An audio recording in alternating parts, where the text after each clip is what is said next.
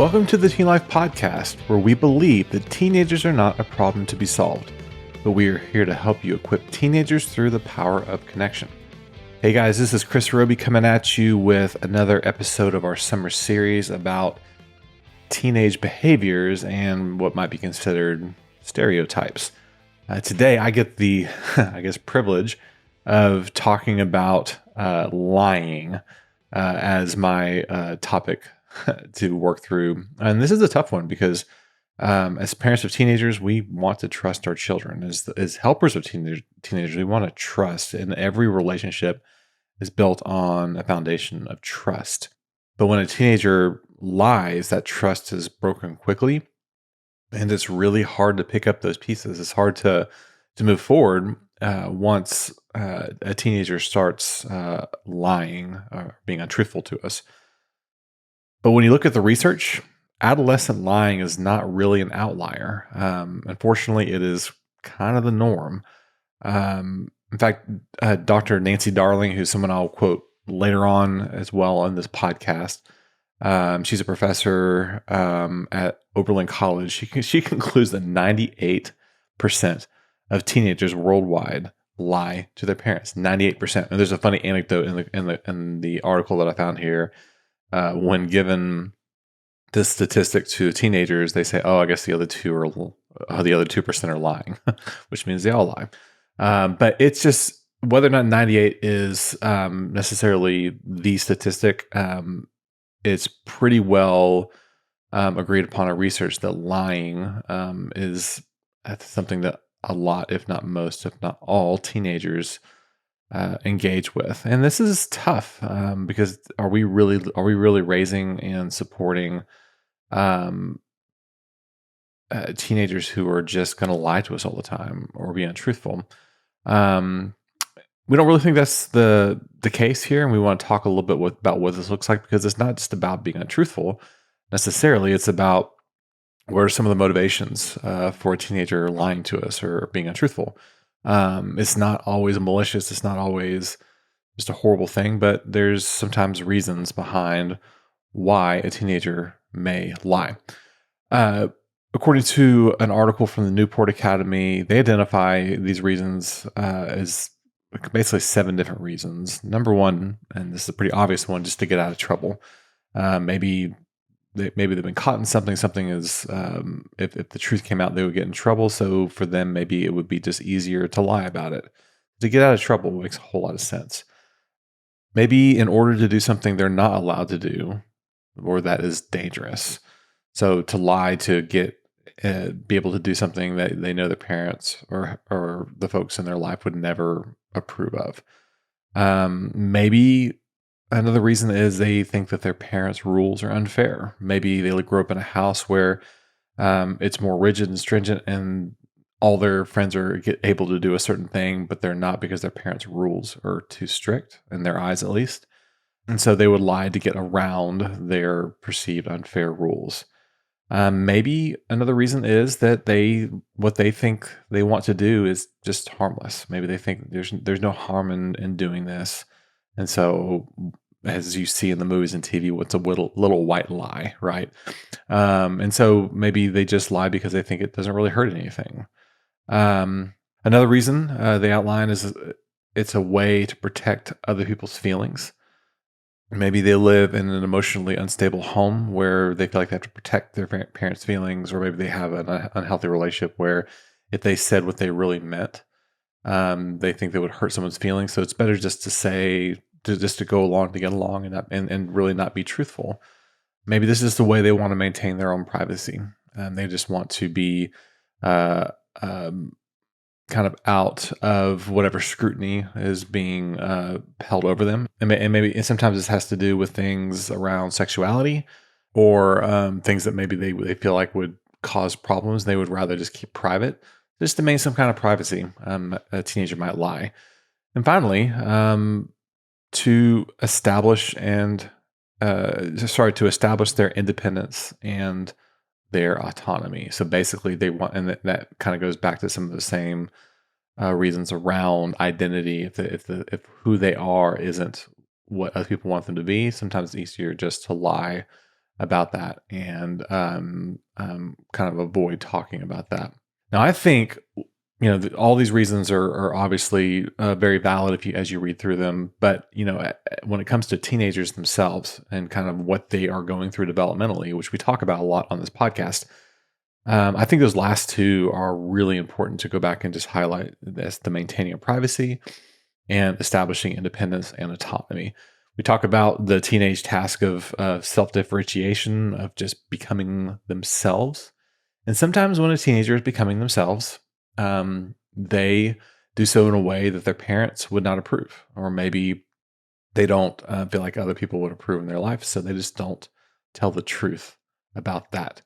And so while I'm not going to make a judgment call on the morality of that, that is a reason that a teenager might lie, is because they are becoming who they are, and they, in their mind, might think no one will ever approve of this. So I'm going to keep this to myself, or just lie about it altogether. In these episodes, we're talking through questions to ask, and I really struggle with this one, honestly, because when you discover that someone has been lying to you, your teenager's been lying to you, your questions are really important, because you are, as someone who's been lied to, very hurt and in some pain, and the student or the person who has been doing the lying now feels defensive and maybe has guilt or shame, or maybe they don't. But either way, there's defensiveness when it comes to that person who's been caught in a lie. So I don't have a question or a set of questions necessarily, but what I would recommend is to think through how you ask your questions is really, really important. We talk about this a lot at Teen Life, but I think it's worth going back to, is trying to avoid the question why, starting with the word why when it comes to this, because that's the first thing, especially in a situation with lying, is why would you do this? Why would you lie to me? Why would you say that? Why would you not be truthful with me? All those questions are valid and come from a place of hurt and concern, but all those questions being heard by someone who already feels defensive will likely be shut down pretty quick or be met with more resistance. And so we recommend that staying away from starting questions with the word why, but using how, what, or so to start your questions. And just in general, we want to avoid framing our questions in a way that's going to cause further defensiveness or lack of connection in that relationship. Now, another way we can ask our questions is to not ask questions face to face initially, but if lying has been discovered, to be able to say, listen, I know we have something to talk about here. Both of us are way too emotional here. I'm going to write down some questions for you to think about, and let's talk about this further down the road. And so write down your questions for your teenager to consider before you guys actually talk. Actually give them some time to consider where you're coming from, so they can have some time to process ahead of time. We'll provide a link with some potential questions for certain situations like this, but I thought this was a really good idea to try to take some of the emotion out of it, to be able to write down your questions for your teenager to consider before they come back and sit down and talk, and that way you guys are both on the same page. Some different ways to help. I'd mentioned Dr. Darling earlier in her research, but she has a great recommendation that she says that rulemaking plus warmth equals a teenager who is more likely to ask for your permission and more likely to confess if they've lied or broken a rule. She says they need to respect you and believe that you will be a warm, accepting, and non-punitive relationship, she says. I love that idea of rulemaking plus warmth. So basically, when following up with a teenager who has been untruthful, it's really easy to slip into punitive mode of rulemaking, of consequences, and I don't hear me wrong. I believe consequences have to be assigned just because we don't want to create a world where lying is okay, that being untruthful or deceptive is okay. But also that this relationship that you guys are forming is important. So rule making plus warmth. And so basically reminding them, hey, I'm here for you. I love you. I care for you. I will never, I will always be here for you. But this is the truth, right? And so being able to remind them how important your relationship is before you apply consequences or accountability is really, really important. We, from a sense of perspective, just remind ourselves that this hurts in the moment. But remembering the big picture is crucial when working with a teenager who's been untruthful. We want to be in this relationship for the long haul. And we want to be able to step back and for a moment and remember that it is crucial for the long-term health of this relationship that we get this right. If we choose to drop the hammer and go all consequence without any warmth, they might just feel more safe lying to us. We want you to highlight the importance of trust and being vulnerable as the helper to allow the student to see that you are someone they can trust even when they mess up and are untrustworthy.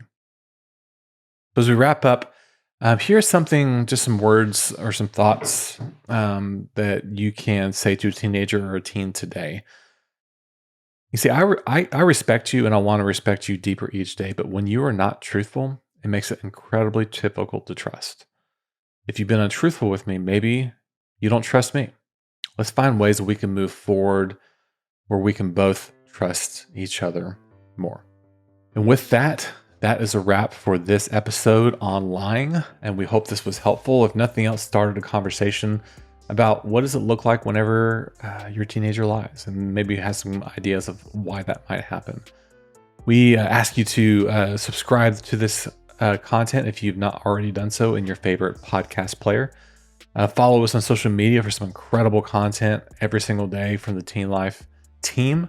Review us on your favorite podcast app so that other people know that this is content that is worth downloading and checking out. If this episode resonated with you, or you have someone who is working through a situation just like this, you can text this episode to a friend and they would really benefit from this. And with that, we will see you next week.